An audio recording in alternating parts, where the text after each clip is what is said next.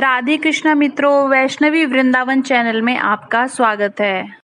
दोस्तों, आज हम बात करेंगे युधिष्ठिर को पहले से ही पता था कि कलयुग में क्या होने वाला है।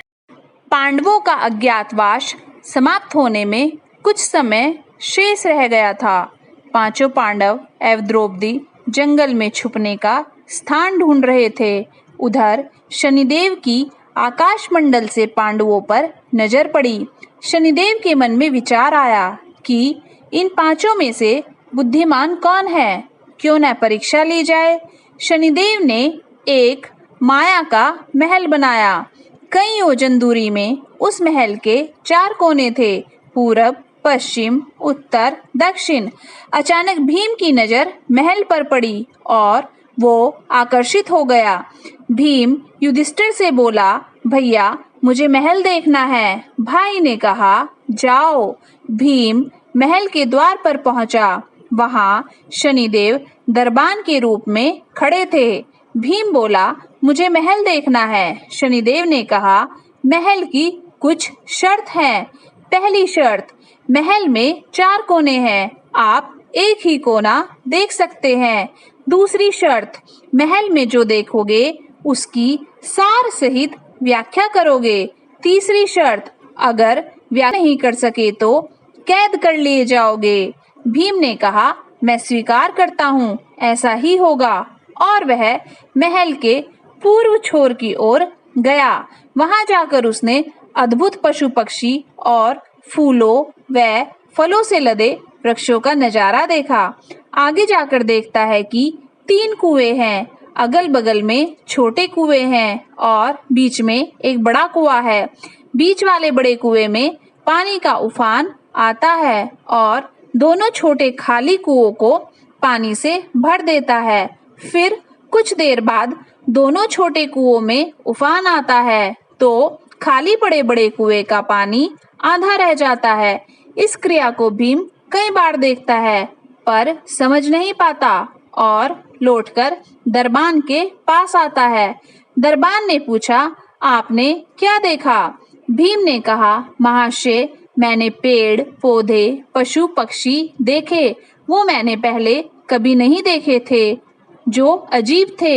एक बात समझ में नहीं आई, छोटे कुएं पानी से भर जाते हैं लेकिन बड़ा कुआं क्यों नहीं भर पाता, ये समझ में नहीं आया। दरबान बोला, आप शर्त के अनुसार बंदी हो गए हैं और बंदी घर में बैठा दिया।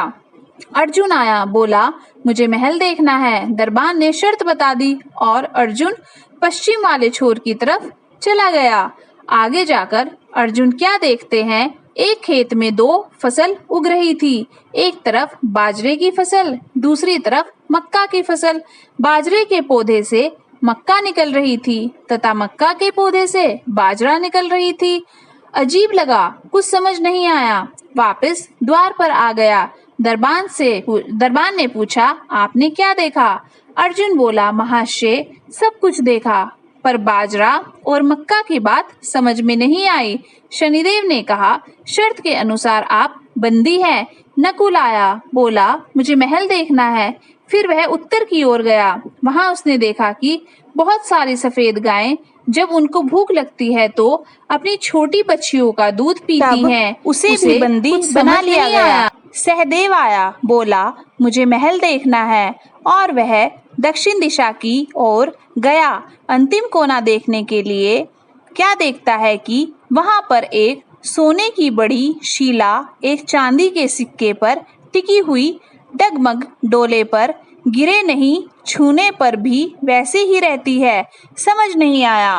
वह वापस द्वार पर आ गया और बोला, सोने की शिला की बात समझ में नहीं आई है। तब वह भी बंदी हो गया। चारों भाई बहुत देर से नहीं आए। तब युधिष्ठिर को चिंता हुई। वह भी द्रौपदी सहित महल में चले गए। भाइयों के लिए पूछा। तब दरबान ने बताया कि वो शर्त के अनुसार बंदी बने हुए हैं। युधिष्ठिर बोला, भीम, तुमने क्या देखा? भीम ने कुएं के बारे में बताया। तब युधिष्ठिर ने कहा, यह कलयुग में होने वाला है। एक बाप 2 बेटों का पेट तो भर देगा, परंतु 2 बेटे मिलकर एक बाप का पेट नहीं भर पाएंगे। भीम को छोड़ दिया गया। अर्जुन से पूछा, तुमने क्या देखा? उसने फसल के बारे में बताया। युधिष्ठिर ने कहा, यह भी कलयुग में ही होने वाला है। वंश परिवर्तन अर्थात ब्राह्मण के घर शूद्र की लड़की और शूद्र के घर बनिए की लड़की ब्याही। अर्जुन भी छूट गया। नकुल से पूछा, तुमने क्या देखा? तब उसने गाय का वृत्तांत बताया। तब युधिष्ठिर ने कहा, कलयुग में माताएं अपनी बेटियों के घर में पलेंगी, बेटी का दाना खाएंगी और बेटे सेवा नहीं करेंगे। तब नकुल भी छूट गया। सहदेव से पूछा, तुमने क्या देखा? उसने सोने की शिला का वृतांत बताया। तब युधिष्ठिर बोले, कलयुग में पाप धर्म को दबाता रहेगा, परंतु धर्म फिर भी जिंदा रहेगा, खत्म नहीं होगा।